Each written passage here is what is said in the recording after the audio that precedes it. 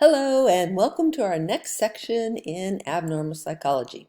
I'm going to start by showing you the first quiz. I'm going to show you exactly what the quiz is like, and I like you to be able to be prepared for my style of quizzing. The questions are multiple choice, so you should always think in terms of lists of things and which one is not correct, or maybe you're going to do all of the above.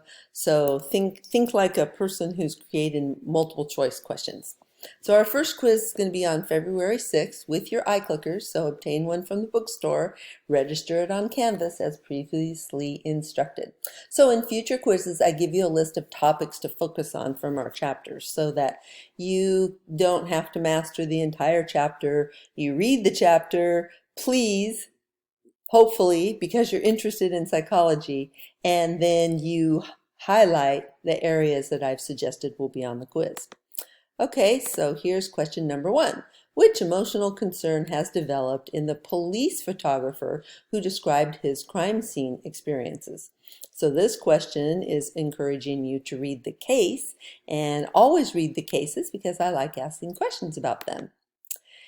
The second case is called Cowering Under the Covers. The woman with bipolar disorder reports that she goes beyond the stage of feeling exhilaration. She feels what? So look at that case. Then there's another case, Thomas, the young man with paranoid schizophrenia and major depression, experienced severe symptoms until he, and then you will know the answer to that when you look at that case.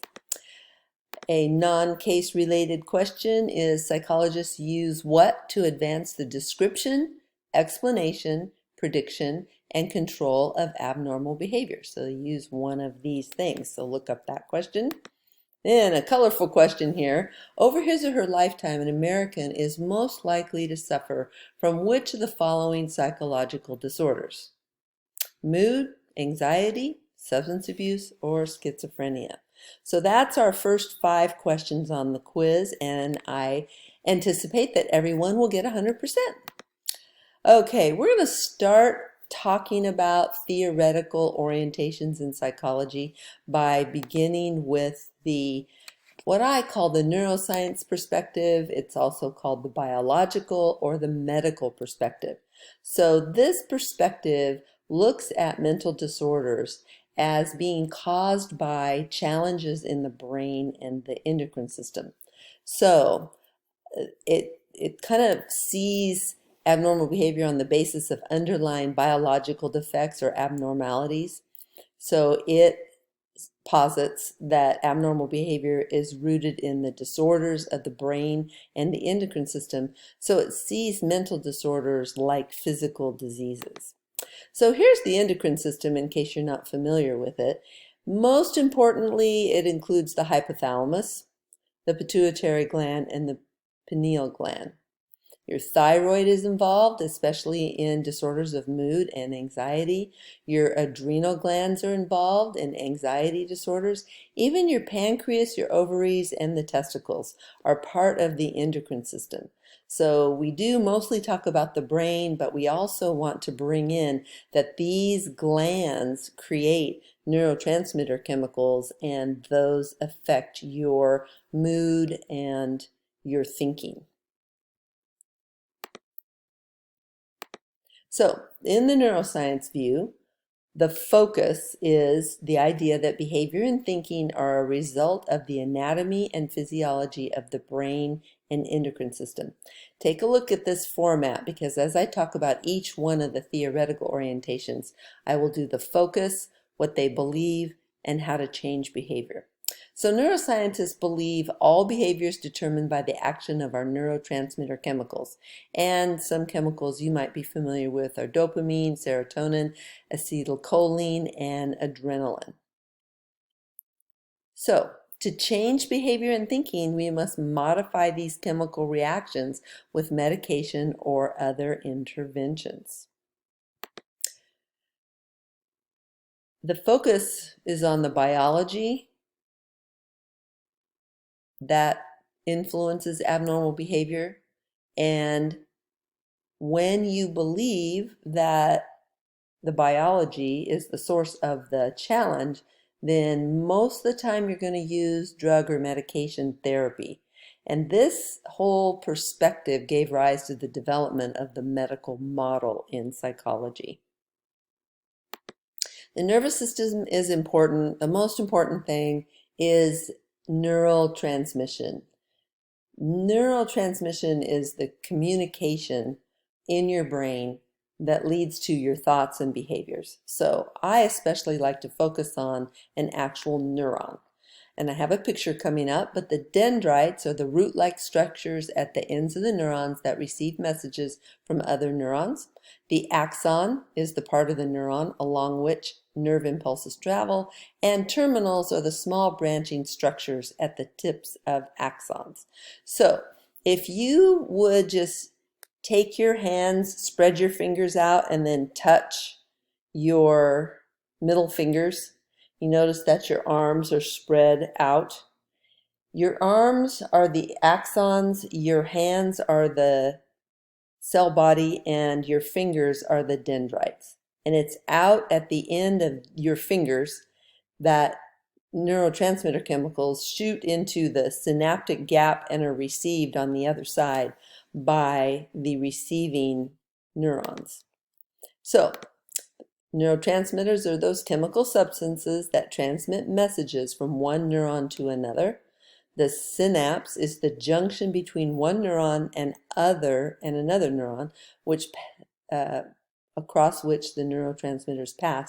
And the receptor site is a part of a dendrite on a receiving neuron that is structured to receive a neurotransmitter chemical.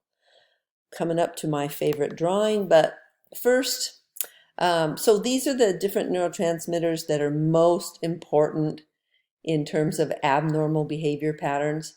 So acetylcholine, its function is to control muscle contractions and form memories, but the associations with behavior is, first of all, reduced levels are found in levels in patients with Alzheimer's disease, and that's covered in chapter 14.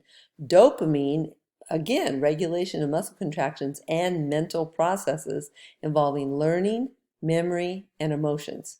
So irregularities in dopamine transmission in the brain may be involved in the development of schizophrenia. Norepinephrine function, mental processes involved in learning and memory, and irregularities are linked with mood disorders such as depression. Serotonin is the regulation of mood states. Satiety, which is being full after eating, and sleep. Irregularities are implicated in depression and eating disorders. So you can see these four neurotransmitter chemicals influence a lot of the mental illnesses that we'll be talking about in our class.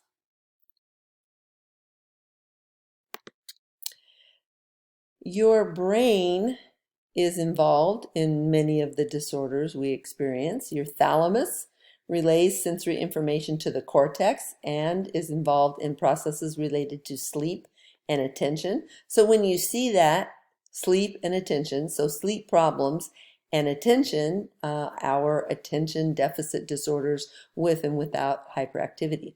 The hypothalamus regulates body temperature, emotion, and motivation. So you can see it's going to affect mood disorders. Limbic system in the forebrain structures involved in emotional processing, memory, and basic drives such as hunger, thirst, and aggression. The basal ganglia are the neurons at the base of the forebrain, and they're involved in regulating postural movements and coordination. And the cerebrum consists of the two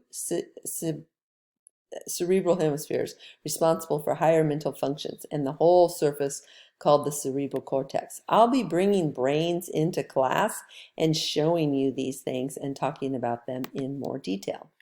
All right, here's my favorite drawing of a neuron, and if we were in class together, I would be asking you to draw this. So how about drawing it while you're wherever you are listening to this video? You can draw the cell body, the axon, and the dendrite.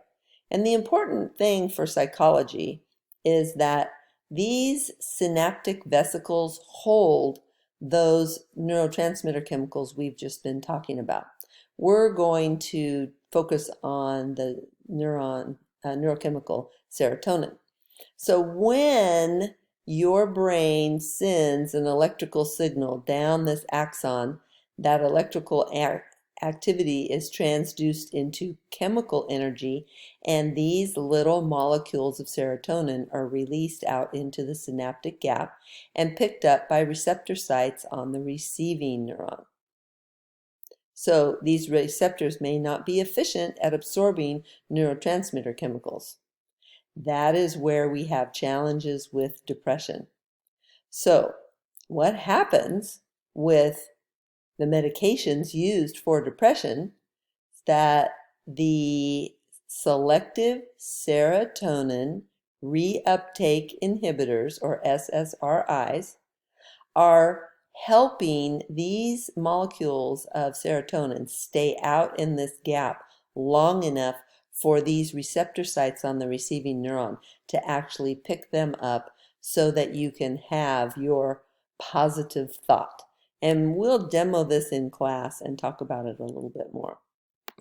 I really encourage you to go to Dr. Daniel Amen's clinic, where you can see SPECT scans, single photon emission computed tomography. We just call them SPECT scans, because they do nuclear imaging tests at rest and during activity, and it demonstrates how blood flows to tissue.